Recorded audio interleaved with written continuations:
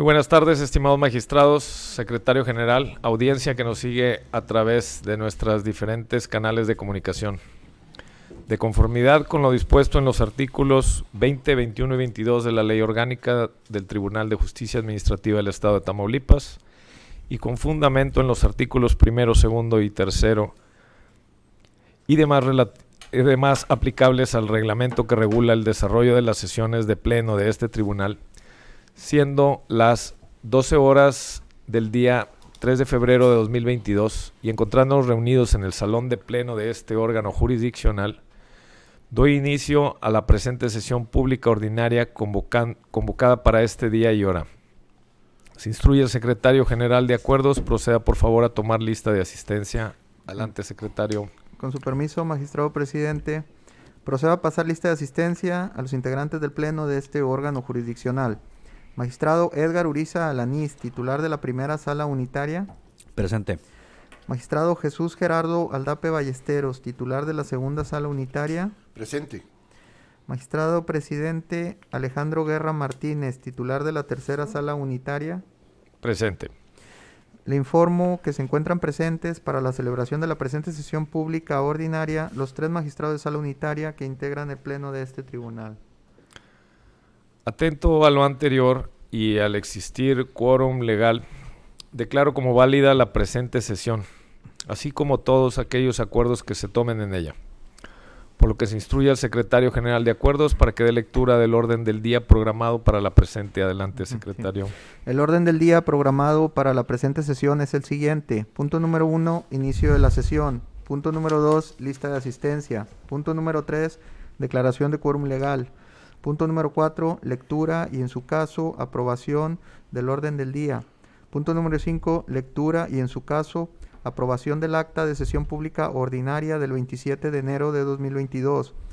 Punto número 6, resoluciones jurisdiccionales del Pleno, en el que se tienen programados 2 proyectos de resoluciones a discutir, consistentes en, primero, proyecto de resolución a recurso de revisión dictado en el juicio de nulidad 039/2019/1 cuya instancia fue promovida por la parte actora y en cuyo proyecto se propone confirmar la sentencia definitiva recurrida del 8 de octubre de 2021, dictada por el magistrado titular de la primera sala unitaria, declarando a su vez sin materia la revisión adhesiva interpuesta por la Secretaría de Salud del Gobierno del Estado. La ponencia se encuentra a cargo de la primera sala unitaria. El siguiente corresponde a un proyecto de resolución interlocutoria y liquidación dictado en el juicio de nulidad 118/2017/2 abierto a nombre del demandante en contra del Gobierno del Estado de Tamaulipas, en el que se propone cuantificar en cantidad líquida el monto de la condena determinada en la sentencia definitiva del 31 de enero de 2019, generado a partir del 1 de febrero de 2019. La ponencia se encuentra a cargo de la segunda sala unitaria. El punto número 7, de acuerdos jurisdiccionales del Pleno, en el cual no se tienen programados asuntos a discutir. El siguiente punto corresponde al 8 de asuntos administrativos, en el que tampoco se tienen programados asuntos a tratar. Y el punto número 9 de asuntos generales, de igual manera, tampoco se tienen asuntos programados. Mientras que el último punto del orden del día corresponde al punto número 10 de clausura de la sesión. Cabe precisar que los puntos 1, 2, 3 y 4 del referido orden del día, correspondientes al inicio de la sesión, lista de asistencia, declaración de quórum legal, así como la lectura del orden del día de la presente sesión, han quedado debidamente desahogados, encontrándose pendiente de su desahogo únicamente la aprobación del contenido del orden del día precisado. Compañeros magistrados, someto a su aprobación el orden del día programado para la presente sesión. Secretario, procedemos a tomar votación en forma económica. Magistrados, ¿cuál es el sentido de su voto respecto de la aprobación del orden del día programado para esta sesión? A favor. A favor. Le informo, magistrado presidente, que el orden del día de esta sesión cuenta con el voto a favor de los 3 integrantes del Pleno. Por tal motivo, declaro aprobado el orden del día programado para la presente sesión. En desahogo del punto número 5, solicito al Pleno la dispensa de la lectura del acta de sesión pública ordinaria del 27 de enero de 2022, toda vez que la misma fue circulada con la debida anticipación. Asimismo, solicito al Pleno la aprobación de su contenido, Tomando una sola votación para ambos efectos. Por favor, secretario, procedemos a tomar votación en forma económica. Sí. Magistrados, ¿cuál es el sentido de su voto respecto de la aceptación de dispensa de la lectura del acta de sesión pública ordinaria del 27 de enero de 2022, así como respecto de la aprobación de su contenido? A favor. Le informo que tanto la dispensa de lectura del acta solicitada como la aprobación de su contenido cuentan con el voto a favor de los 3 integrantes del Pleno. En consecuencia, declaro aprobado por unanimidad de votos el contenido del acta de la sesión pública ordinaria del 27 de enero de 2022, instruyendo al secretario general de acuerdos informe al Pleno. ¿Cuál es el siguiente punto del orden del día? El siguiente punto del orden del día corresponde al punto número 6 de resoluciones jurisdiccionales del Pleno, en el que se tienen programados 2 proyectos de resoluciones a discutir. El primer punto corresponde a un proyecto de resolución a recurso de revisión dictado en el juicio de nulidad con número 039/2019/1 romano-A, cuya ponencia se encuentra a cargo de la primera sala unitaria, por lo que en este acto cedo el uso de la palabra a su titular, magistrado Edgar Uriza Alanís. Gracias, magistrado presidente, con su permiso. Como bien lo señala, el presente asunto deviene de un recurso recaído a una resolución dictada dentro del expediente 39/2019, el cual tiene como antecedentes la interposición de la demanda por parte de la actora hoy recurrente, donde viene en su origen venía a impugnar la negativa ficta recaída a las solicitudes de pago de las mercancías entregadas a la demandada con motivo de los contratos números DGCYOP/078/2016, DGCY0OP/083/2016 y DGCYOP/090/2016, así como de las adjudicaciones directas. Así es que se dio entrada, se dio trámite y se dictó resolución a la cual recae el presente recurso, en el cual presenta 9 agravios, los cuales los iré desarrollando uno a uno para efecto de que haya un poco de mejor claridad. Cabe señalar que la sentencia recurrida lo es la del 8 de octubre de 2021, en la que se decretó el sobreseimiento parcial respecto a las impugnaciones de las resoluciones contenidas en el oficio SST/SAF/DRF/844/2019 del 14 de agosto de 2019, emitida por la Directora de Recursos Financieros de la Secretaría de Salud, donde se tuvo también por prescrito el derecho subjetivo de la actora para reclamar el pago de las facturas que se originaron con motivo de los contratos que acabo de señalar anteriormente, y que se celebró con las demandadas, y se determinó que no se configuraba la negativa ficta que la actora le atribuyó a la Secretaría de Administración del Gobierno del Estado. En ese sentido, empezamos con el primer agravio, el cual lo hizo consistir en que señala que no se estudiaron todos y cada uno de los planteamientos realizados en la demanda ni en su ampliación. En este agravio se propone declararlo de inoperante en virtud de que la afirmación vertida en el mismo resulta dogmática. Esto al no señalar los planteamientos que se omitieron analizar. Esto es decir, habla de forma general y no señala puntualmente cuáles son los puntos de la demanda y de su ampliación que no se analizaron. Por lo tanto, resulta dogmático lo señalado y por ende inoperante.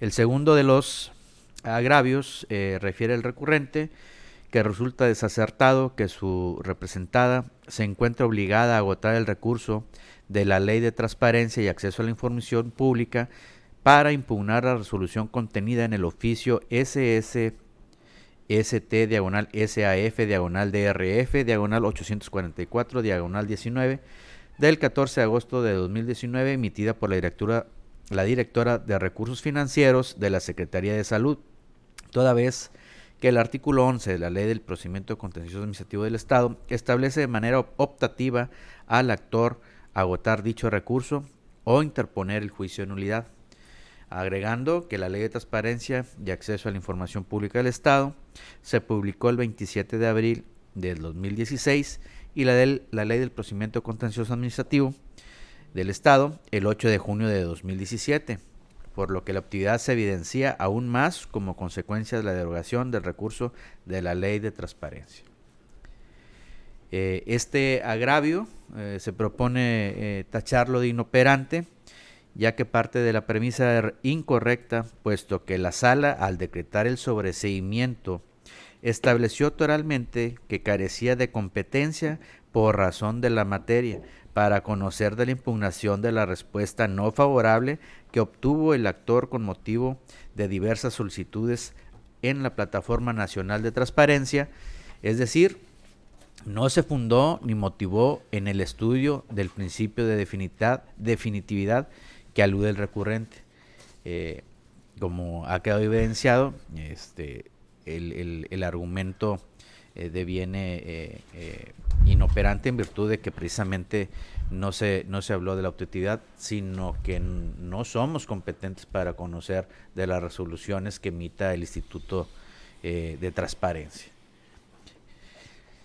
Ahora bien, en el agravio tercero, señala el recurrente que en el caso resultaba inaplicable los términos de prescripción, puesto que no se actualizaba lo previsto en el artículo 1507 del Código Civil para el Estado de Tamaulipas, ya que no nos encontramos en el ejercicio del Estado de un derecho de carácter privado, sino en un régimen de derecho público, lo cual se evidencia con la propia determinación de la vía administrativa para la resolución del presente juicio, así como con las cláusulas exorbitantes que subyacen al interés público en el contrato administrativo.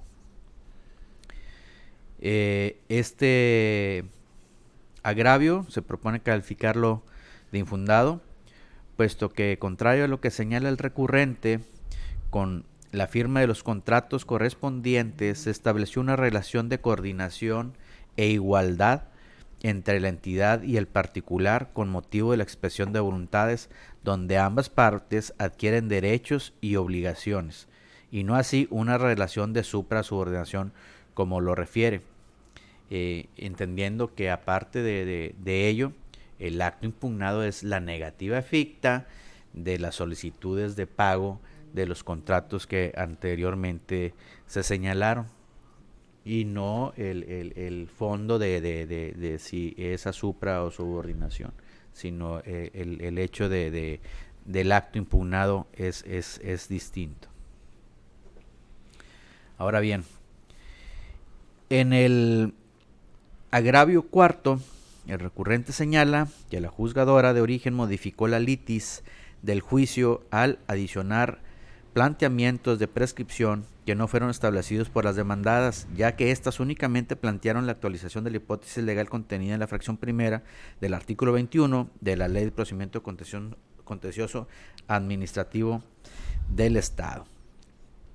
Se propone calificarlo de fundado, pero insuficiente para trascender el resultado del fallo recurrido, ya que el estudio de la prescripción del derecho subjetivo del actor al pago de las facturas procede de oficio conforme a lo establecido en el artículo 62 de la Ley de Procedimiento Contencioso Administrativo del Estado.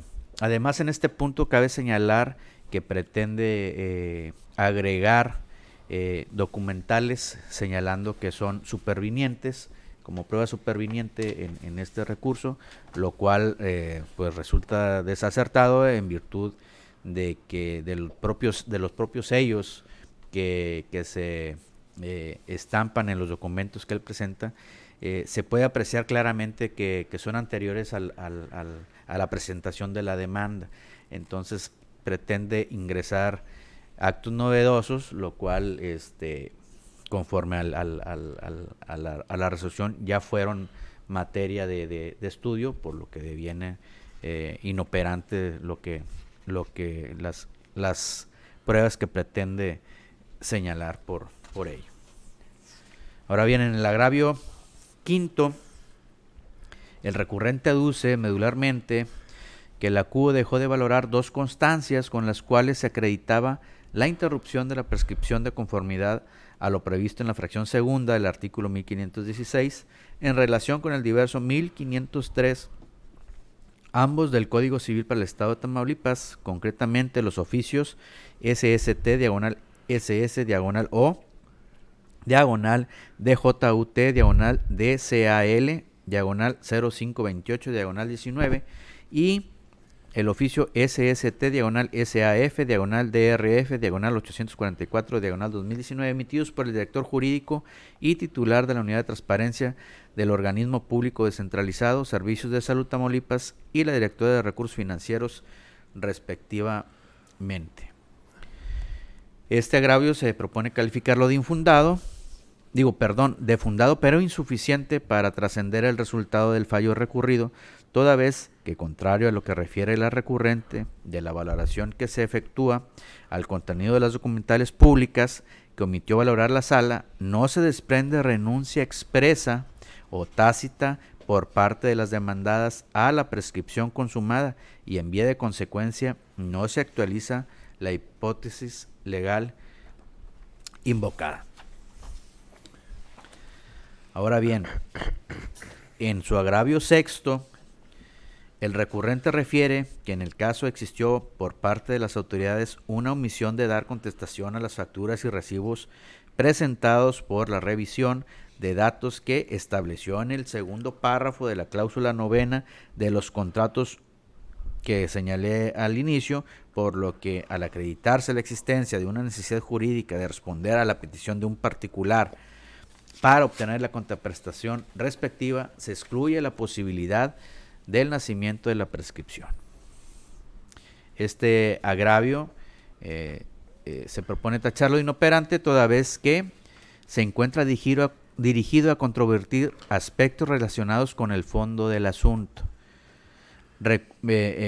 los cuales no fueron analizados en el fallo recurrido y además parten de una premisa errónea consistente en asumir que la relación jurídica de las partes en el juicio de nulidad de origen es la de una autoridad investida de imperio y el particular de suprasubordinación, lo cual, como ya vimos, no se actualiza en la especie. Es decir, el recurrente pretende señalar que no se dio el debido estudio al contrato en la cláusula que señala, pasando por alto que el acto impugnado es una negativa ficta, no el incumplimiento ni falta de estudio del contrato, sino la negativa ficta a los requerimientos de pago de dichos contratos. Entonces, por ello deviene de inoperante. En el agravio séptimo, el recurrente aduce que para el estudio de la institución de la prescripción resultaba inaplicable supletoriamente lo previsto en la fracción segunda del numeral 1050 del Código Civil para el Estado de Tamaulipas.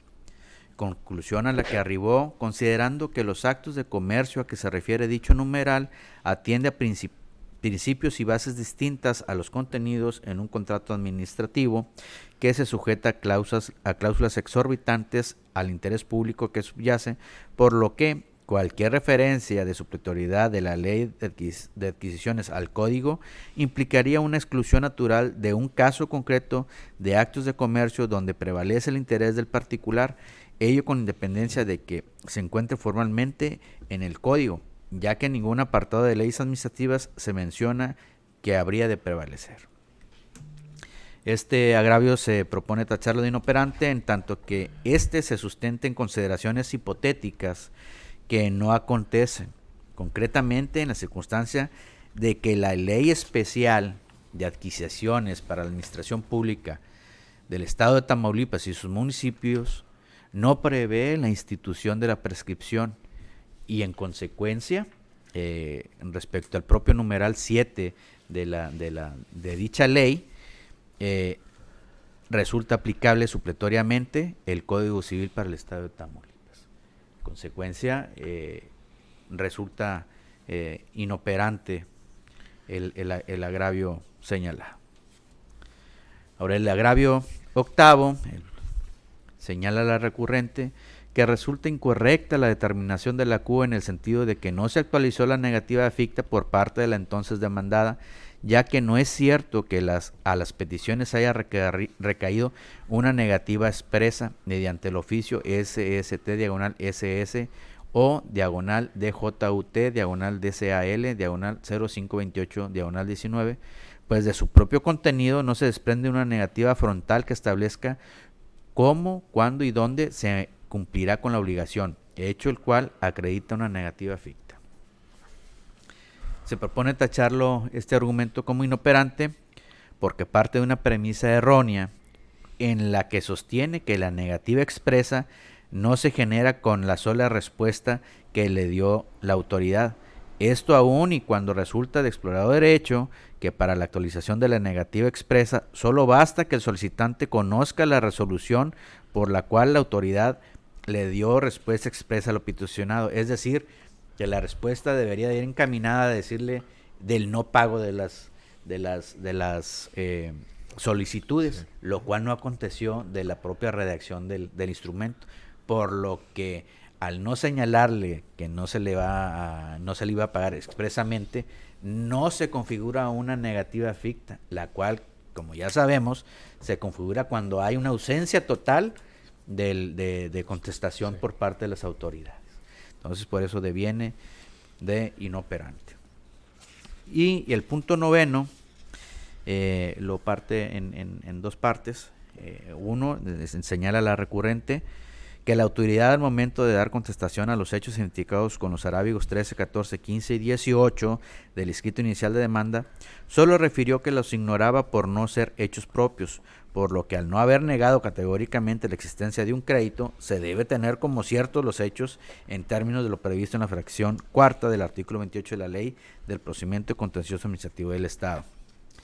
Agravio que se propone tacharlo inoperante en tanto que tal afirmación parte de una premisa errónea, específicamente en la existencia de una omisión que de acuerdo a las respectivas contestaciones de demanda no aconteció en el caso. Y de ese mismo agravio en el segundo punto señala el recurrente que en el oficio ST/SAF/DRF/844/2019 se reconoce la recepción de las facturas en un trámite adecuado que comprende a todas las demandadas en el juicio de nulidad. Este argumento se propone tacharlo de inoperante porque parte de la premisa errónea consistente en una supuesta recepción de facturas, la cual no se desprende del contenido del oficio en cita. Es así que analizado el presente recurso, se propone primeramente con las bases y razones expuestas,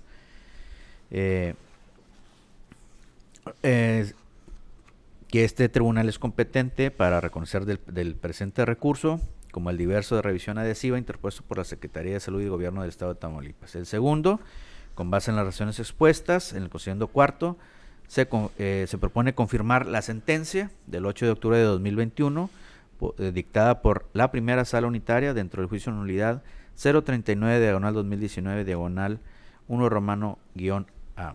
Con base en las razones expuestas del considerando quinto, se declara sin materia el recurso de revisión adhesivo interpuesto por la autoridad demandada respecto a la sentencia del 8 de octubre de 2021 dictada por la primera sala. Esa es la propuesta y es cuanto. Gracias, magistrado. Magistrado Jesús Gerardo Aldape, ¿tienes algún comentario al respecto? De acuerdo con el proyecto. Perfecto. Considerado se encuentra suficientemente discutido y muy bien planteado por parte de la ponencia del magistrado Edgar Uriza. Procedemos a tomar la votación correspondiente, secretario. Sí. Respecto del proyecto de resolución a recurso de revisión recién expuesto por su ponente, magistrado Edgar Uriza Alanís, ¿cuál es el sentido de su voto? A favor del proyecto. Magistrado Jesús Gerardo Aldape Ballesteros, ¿cuál es el sentido de su voto? A favor del proyecto. Magistrado presidente Alejandro Guerra Martínez, ¿cuál es el sentido de su voto? En favor del proyecto. Le informo que el proyecto sometido a consideración cuenta con el voto a favor de los 3 integrantes del Pleno. En consecuencia, declaro aprobada por unanimidad de votos la resolución a recurso de revisión dictada en el juicio de nulidad 039/2019/1 La siguiente resolución jurisdiccional a discutir corresponde a un proyecto de resolución interlocutoria de liquidación dictado en el juicio de nulidad 118/2017/2 cuya ponencia se encuentra a cargo de la segunda sala unitaria, por lo que cedo en este acto el uso de la palabra a su titular, magistrado Jesús Gerardo Aldape Ballesteros. Muchas gracias, magistrado presidente. Los saludo con gusto a todos.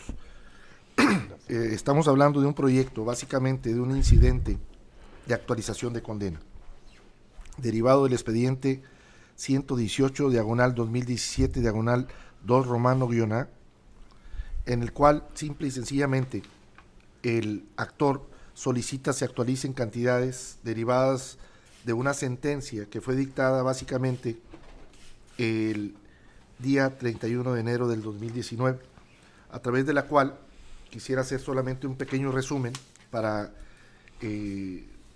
darme a entender sobre esta actualización y la procedencia de la misma, ¿sí? Al actor se le despidió el 1 de julio del 2015. Durante todo ese periodo interpuso la demanda, se dictó una sentencia el 31 de enero del 2019, a través de la cual se determinó en cantidad líquida ciertos conceptos. Posteriormente pasaron los 4 meses para que la autoridad cumpliera con esa sentencia, no cumplió. Inclusive esa sentencia tuvo firmeza el 21 de junio del 2019. ¿Por qué hago referencia? Y ahorita voy a comentarles por qué hago referencia específicamente a la firmeza de la sentencia emitida el 31 de enero del 2019, que fue el 21 de junio del 2019. Ok, a través de la cual, insisto, la sentencia del 31 de enero se determinó en cantidad líquida lo que le correspondía, pero la autoridad dejó transcurrir el tiempo y no le pagó, y eso generó en automático que en su momento, bueno, pues tuviera el derecho para actualizar algunas cantidades. El 31 de agosto del 2021 se le pagan las cantidades determinadas en la sentencia del 31 de enero del 2019. Partiendo de esa base, se le entrega un cheque y se le determina el pago de 1.550.17 pesos. Partiendo de ahí, presenta su promoción, entramos realmente a este incidente y partimos de la base de proponerle a este pleno el declarar procedente la actualización de condena solicitada por el actor incidentista, desestimándose la planilla de liquidación propuesta por la demandada incidentista al acreditarse que la autoridad demandada dio cumplimiento, como lo acabo de mencionar, a la condena el 31 de agosto del 2021. Hasta ahí recibió su cheque. Y ellos estaban pidiendo pues que se actualizara con fecha anterior, cosa que no es procedente. En consecuencia, al considerarse que se trata de prestaciones vinculadas a la acción de despido injustificado, se propone a este pleno actualizar el pago de las vacaciones, prima vacacional y aguinaldo por el periodo exclusivamente comprendido del 1 de febrero del 2019, que fue un día posterior a la sentencia original, al 31 de agosto del 2021, que fue cuando él recibió su cheque. Que el actor recibió el cheque puesto a su disposición por la autoridad demandada en debido cumplimiento a la sentencia. Finalmente, al no ajustarse a la temporalidad y plazo señalados en la sentencia definitiva, se propone la actualización por las cantidades total de 349.279 pesos con 54 centavos, que corresponde a las siguientes prestaciones. Actualización de vacaciones, 77.612.66. Actualización de prima vacacional, 77.612.66. Y la actualización del aguinaldo, que son 194.054.22, que dan, insisto, un total de 349.279 pesos con 54 centavos.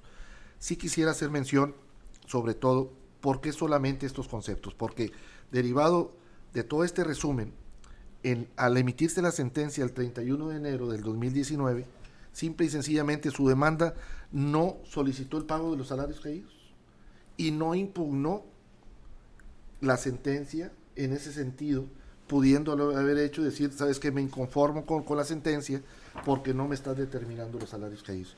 Y lo dejó pasar, inclusive presentó un amparo derivado pues de toda esta omisión de emitir el pago, y todo lo que jurídicamente actuó o presentó el actor nunca fue en razón a impugnar por qué no se le estaban determinando los salarios caídos. Entonces, creo que derivado de eso y dado que no hay una suplencia de la queja que se pueda aplicar directamente al caso, nos fuimos exclusivamente aplicados a los conceptos de la sentencia original y su actualización correspondiente. Es cuanto, presidente magistrado. Quiero nada más, por último, proponer que se declare la procedencia del incidente de actualización promovido por el actor incidentista Luis Alberto Cruz Flores en contra del gobierno del Estado, desestimándose la planilla de actualización formulada por la demandada incidentista por las razones expuestas en el considerando tercero del presente fallo. En consecuencia, conforme a lo establecido en el considerando cuarto de la presente resolución, que se condene al Estado de Tamaulipas para que cubra al actor incidentista la cantidad total de 349,279 pesos con 54 centavos. Por ser de un tema de orden público y no una obligación no sujeta a consideraciones por parte del retenedor, establecido en el artículo 96 y 99, fracción primera de la Ley del Impuesto sobre la Renta, se dejan a salvo las obligaciones del retenedor para efecto de que las prestaciones a que fue condenado a su pago cumplan con sus obligaciones en términos de la legislación fiscal antecitada. Es cuanto, ahora sí, señor presidente. Gracias, magistrado. Magistrado Edgar Uriza Alanís, ¿algún comentario al respecto? No, ninguno.